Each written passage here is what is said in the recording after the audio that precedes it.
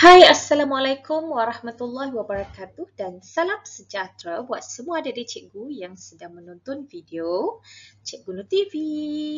Okey, so video kali ini adalah bahagian 2 untuk bab 3 perniagaan tingkatan 5, sumber pembiayaan perniagaan. Okey, jom kita mula.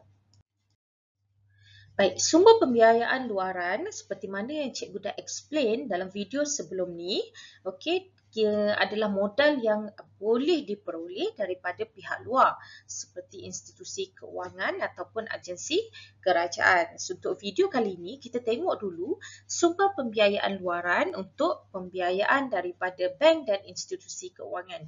Next video baru kita akan bincangkan agensi kerajaan. Okay, untuk pengetahuan semua, okay, bank dan institusi keuangan ni dia memberikan pinjaman kepada peminjam yang mempunyai aset yang mencukupi sebagai cagaran. Dia bukan suka-suka hati bagi pinjam, okay, mesti ada cagaran. Okay, pinjaman yang diberikan oleh bank dan institusi keuangan terdapat dalam pinjaman jangka masa pendek ataupun jangka panjang. Okey, kita tengok jenis pembiayaan daripada bank. Yang pertama iaitu modal permulaan. Okey, modal permulaan ini adalah satu pinjaman yang diperoleh untuk memulakan perniagaan. Jadi terdapat beberapa jenis pinjaman yang ditawarkan oleh bank dan institusi keuangan sebagai modal permulaan iaitu pinjaman berpenggal, pinjaman jangka pendek dan juga pinjaman jangka panjang. Okey, kalau jangka pendek tu, pinjaman yang tempoh bayarannya selalunya kurang daripada setahun. Itu jangka pendek. Manakala untuk jangka panjang pula, pinjaman yang mempunyai tempoh bayaran balik lebih daripada setahun. Itu dia modal permulaan. Ini antara institusi keuangan yang menawarkan modal permulaan kepada usahawan. Okey. Sumber yang kedua iaitu sewa beli. Okay, sewa beli ini merupakan kaedah membeli barang dengan membuat bayaran secara ansuran. Sewa beli ni kita sewa aset dengan tujuan untuk membeli. Dia berbeza dengan sewa. Okay, kalau sewa, contohnya kita sewa rumah. Okay, kita bayar setiap bulan. Kita duduk di rumah sewa tu sampai 10 tahun, 20 tahun. At the end of the day, rumah tu tetap menjadi milik owner rumah. Dia tak akan jadi milik kita yang bayar setiap bulan. Itu adalah sewa. Tapi sewa beli ni, kita bank akan beli barang tersebut dan kita akan menyewa daripada bank. Kita bayar secara ansuran sehinggalah tamat tempoh bayaran, kita dah selesaikan bayar semuanya, barulah aset tersebut dipindah milik kepada kita. Okey. So pembeli dianggap sebagai penyewa yang perlu membayar ansuran bulanan. Sewa beli ni selalunya sesuai untuk kita beli barang yang tahan lama lah ataupun barang yang nilai jualannya tinggi seperti premis, kedai, rumah ataupun kenderaan. Ni untuk modal bangunan kilang kan, kenderaan. Bolehlah kita guna sewa beli. Seterusnya adalah pajakan. Okay. So, pajakan ni adalah satu perjanjian antara pemajak dengan pihak bank atau institusi keuangan untuk menyewa suatu aset tertentu. Okay, so pemajak ni, pemajak ni kita yang memajak ni, perlu membayar sewa pajakan kepada bank atau institusi keuangan sepanjang tempoh pajakan. Selalunya aset yang dipajak ni adalah seperti premis, jentera, kenderaan atau aset tetap yang lain. So ini adalah skim untuk pajakan. Overdraft pula merupakan satu kemudahan kredit yang disediakan oleh bank perdagangan untuk pemegang akaun semasa. Okey, akaun semasa ya adik-adik, bukan akaun simpanan ya. Okey, dengan membenarkan pengeluar mengeluarkan wang yang melebihi baki dalam akaun semasa bank.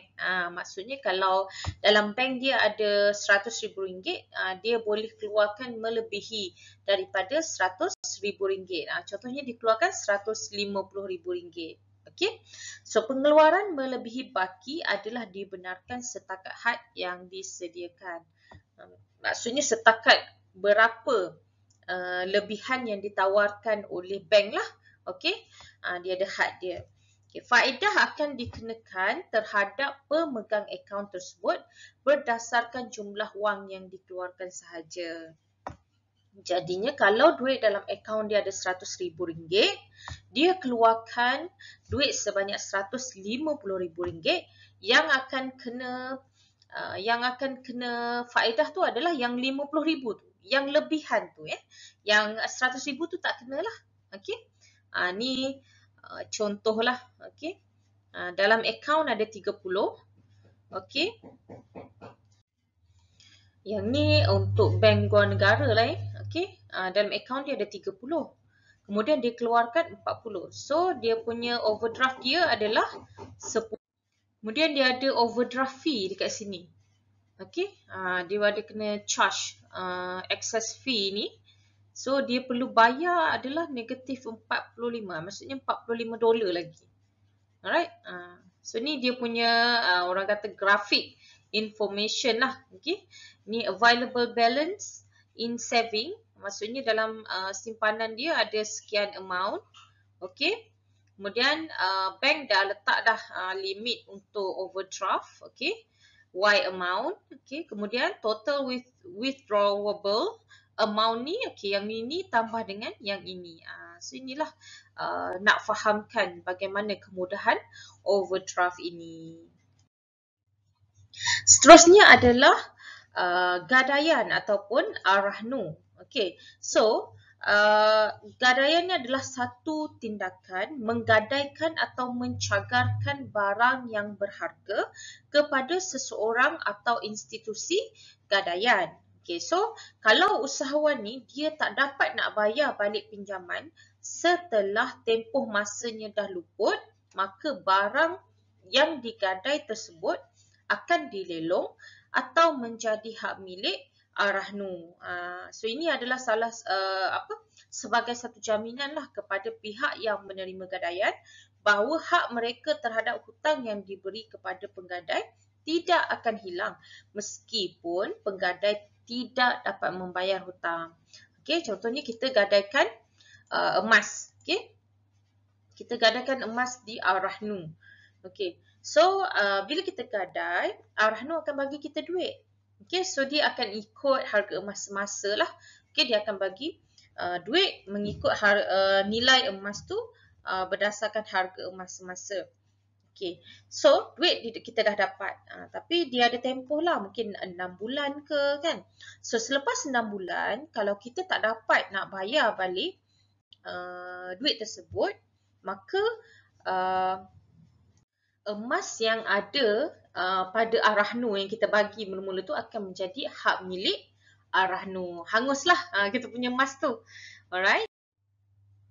Seterusnya adalah pemfaktoran.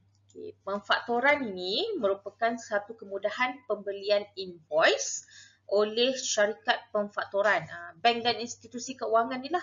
Okay, daripada sesebuah perniagaan.